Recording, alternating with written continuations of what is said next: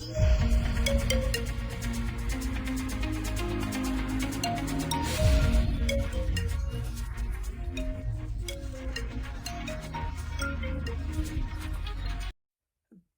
à toutes, bonsoir à tous, très heureux de vous retrouver pour votre point météo. Nouveau point concernant la situation prévue pour ces prochains jours. On en a parlé il y a déjà quelques jours dans une première analyse. Et je vous expliquais que le temps allait changer pour les prochains jours avec l'arrivée d'un flux de nord-ouest.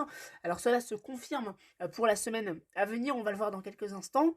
Et le temps donc va être très perturbé malgré les différents scénarios qui peuvent se dégager donc des différents modèles et des différentes actualisations.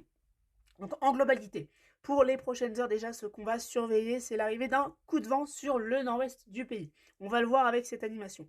Regardez, on a une dépression qui est actuellement sur l'Atlantique qui va arriver donc déjà pour la soirée de vendredi et elle va véritablement concerner le nord-ouest du pays entre la fin de nuit de vendredi à samedi jusqu'à d'ailleurs dimanche matin, après-midi, parce qu'on aura les fameuses lignes de grains, vous savez, ces averses à caractère venteux qui peuvent apporter également des orages et des chutes de grésil. Voilà.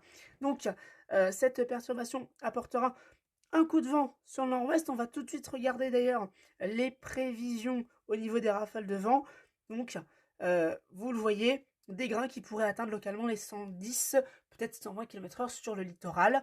Dans les terres, ce sera tout à fait classique. Hein. D'ailleurs, pour la saison, on aura du 60, 70 en général entre les Pays de la Loire, l'Île-de-France et le Grand Est. Et sur les départements côtiers, on ira dans les terres jusqu'à 80-90 km/h. Donc, c'est tout à fait classique. Hein. C'est un coup de vent vraiment qui ne nécessite pas de vigilance orange. Une vigilance jaune, oui, mais sans plus. Voilà. Pour les prochains jours, désormais, on aura donc ça c'est pour samedi, mais on a également un autre coup de vent à surveiller qui va arriver très très vite pour la journée de dimanche. Donc on voit bien le coup de vent ici s'évacuer par l'est de la France et tout de suite après, on a la mise en place d'un flux de nord-ouest qui va donc se mettre en place temporairement. Ensuite, il va revenir plutôt dans un flux de ouest avec le creusement d'une dépression. Regardez juste ici, elle s'amorce, ce creusement-là, il s'amorce en soirée de dimanche du côté de la côte atlantique et elle va apporter un coup de vent. Regardez, elle va se creuser sur la France et à son passage, eh bien, on va le voir, il va y avoir de fortes rafales de vent.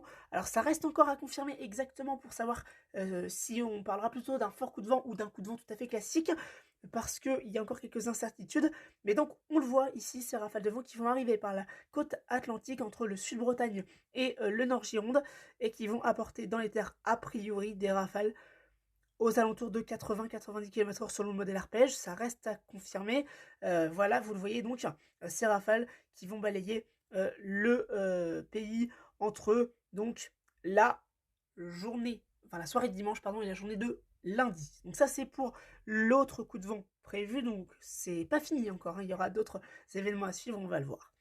Après le passage de la perturbation, on va se retrouver dans un flux de nord-ouest et c'est là qu'il y a notre fameux toboggan qui va se mettre en place avec le jet stream et on va surveiller à nouveau un nouveau creusement pour la matinée de lundi. Regardez, juste ici, ce creusement dépressionnaire, on le surveille de très près.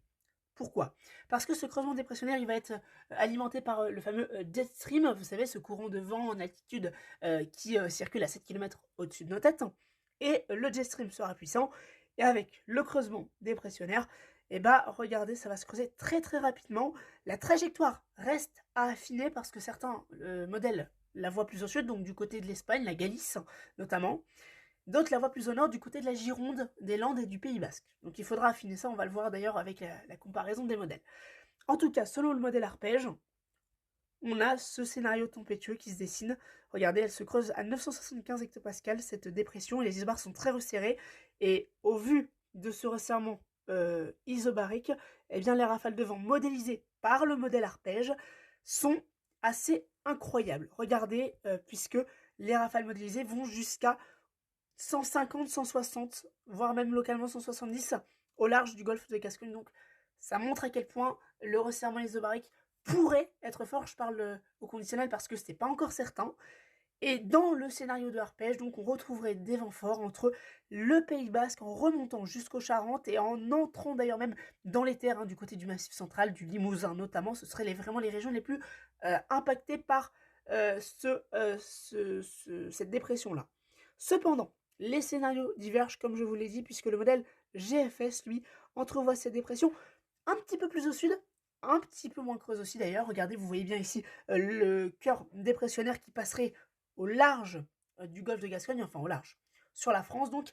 Et forcément, les rafales les plus fortes, elles seraient du côté de l'Espagne. Voilà, avec cette tempête, ce coup de vent, cette tempête, on ne sait pas exactement encore, mais en tout cas, le potentiel venteux se précise un peu plus de jour en jour. Je vous rappelle qu'on avait parlé d'une possible tempête du côté du nord-ouest.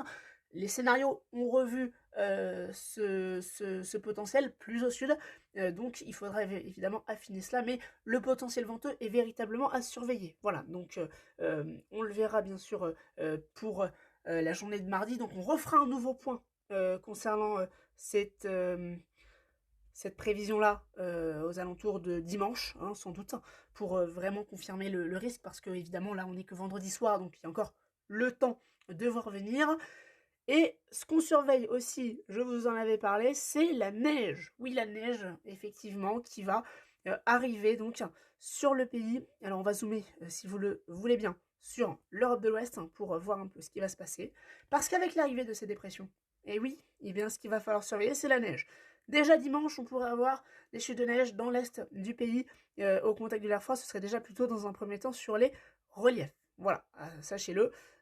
Et par la suite, eh bien, en fonction de la trajectoire et de l'intensité des précipitations, on pourrait avoir des averses de neige qui pourraient se mettre en place le long des côtes de la Manche. Ce serait sans doute peut-être même des orages de neige à voir évidemment en fonction des actualisations des modèles.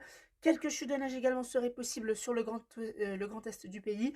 Et puis on aurait évidemment avec l'arrivée de cette dépression très creuse un conflit neigeux qui se mettra en place. En tout cas, la pluie se transformera en neige sur le Massif central et bien sûr également sur les Pyrénées et les Alpes.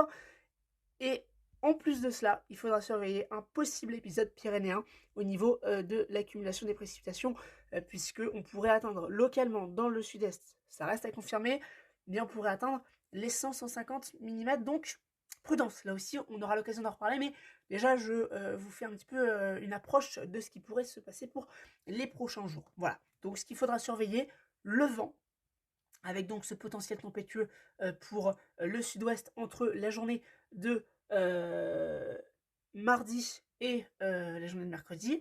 On surveillera donc la pluie dans le même temps, puisque ça va arriver en même temps. La pluie va être évidemment l'accompagnateur, enfin l'accompagnatrice de cette dépression. Et on surveillera aussi la neige, bien sûr, puisque ça va tomber. En fait, tout est lié, finalement, si vous le voyez. Donc là aussi, on le remarque bien. On aura l'occasion donc de refaire un point bien complet sur la situation pour savoir exactement quelles seront les régions concernées.